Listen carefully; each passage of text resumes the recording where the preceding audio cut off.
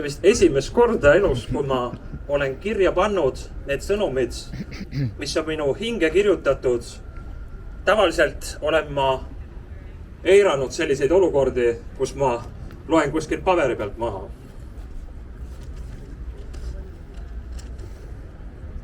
Tere, armas Eesti rahvas! Mul on hea meel näha teid kõiki, kes te täna siin olete, nii palju kui meid täna siin on, kes on mures meie riigi tuleviku pärast. Oleme olnud vabad peale taasiseseisvumist 30 aastat ning täna tekib mul küsimus, kas me sellist Eestit tahtsimegi? Nimetame ennast iseseisvaks, demokraatlikuks Eesti Vabariigiks. Kõlab kaunilt, kuid kas see päriselt ka nii on? Meie endi selja taga on sõlmitud igasuguseid võõrriigi lepinguid meie endi poliitikute huvides, mitte meie huvides. Sest täna me näeme ise oma silmaga, et kannatajateks tehakse meid, mitte neid endid. Praeguse riigivaalitsemissüsteem on jooksnud täielikult kreeni. Meie valitsus on täielikult kokku kukkunud ning selle kaose tekitamise eest peavad nad võtma vastutuse ja tagasi astuma.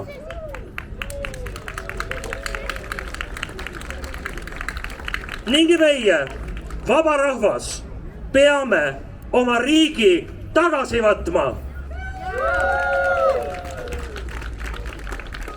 30 aastat tagasi Edgar Savisaar oli tsiteerinud sellise lause.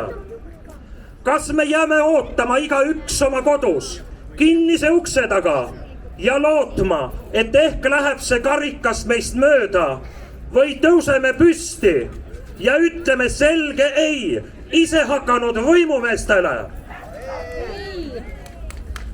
Kui 30 aastat tagasi ründas meid võõrvõim, siis seekord on vaenlaseks meie endi riigijuhid. Kuidas on 21. sajandil see võimalik, et me oleme jälle tagasi seal, kus kord alustasime?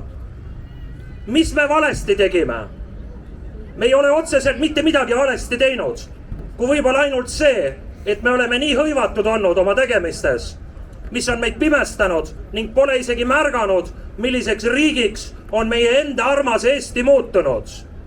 Ta on muutunud süvariigiks, ametnike riigiks. Me tähistame iseseisvust, mida meil tegelikult täna ei olegi. Meie riiki juhib Brüssel. Kõik direktiivid ning käsud tulevad meile sealt. Me oleme ammendunud sellest liidust ning soovime sealt lahkuda ning juhtida enda riiki ja rahvast ise. Praegusele valitsemissüsteemile tuleb teha täielik restart, sest nad on reetnud meid ja pööranud selja oma rahvale. Praegune valitsus on oht meie elule ja tervisele. Mina ütlen ei eksperimentaalsetele vaktsiinidele. Mina ütlen ei maskidele. Ma ütlen ei majandusfoorumile. Ma ütlen ei Euroopa Liidule. Aga ma ütlen jah Eesti riigile. Ma ütlen jah Eesti rahvale. Ma ütlen jah meie vabadusele. Ma ütlen jah demokraatiale.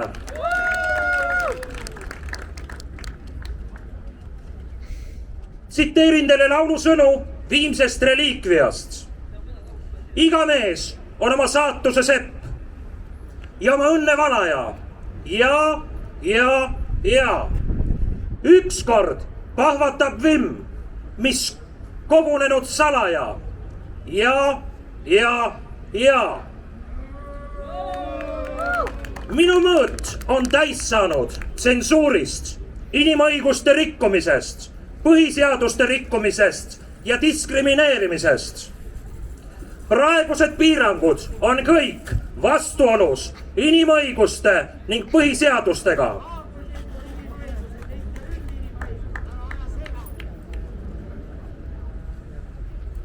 Sõna määrus, korraldus, reegel, soovitus, tingimus ei ole seadus.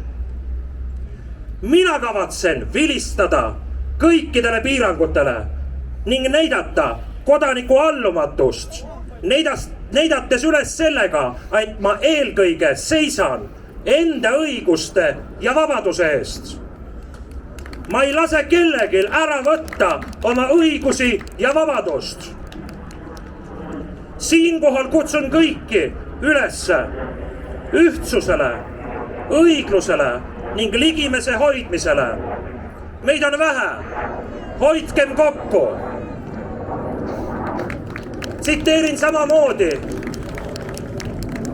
Vabarahva laulupeol, mida oli öelnud Tõnis Mägi. Jumal ütleb selgelt, kuulake mu rahvas, ütleb Jumal praegu selgelt. Ma hoiatan teid, võtke aru pähe, siis ma hoian ja kaitsen teid, seda väikest maad. Tol päeval oli nii Kaja Kallas seal, meie endine riigipea Toomas Hendrik Ilves, Jüri Ratas. Ma arvan, see sõnum oli mõeldud neile. Seda sama maad, Eesti maad, parandagem meelt. Olgu looja taevas meile armuline ja andku meile tarkust langetada õigeid otsuseid, kuidas luua paremat tulevikut meile kõigile siis siin armsas Eestis, Maarjamaal, Isamaal. Elagu vaba Eesti, elagu Eesti rahvas!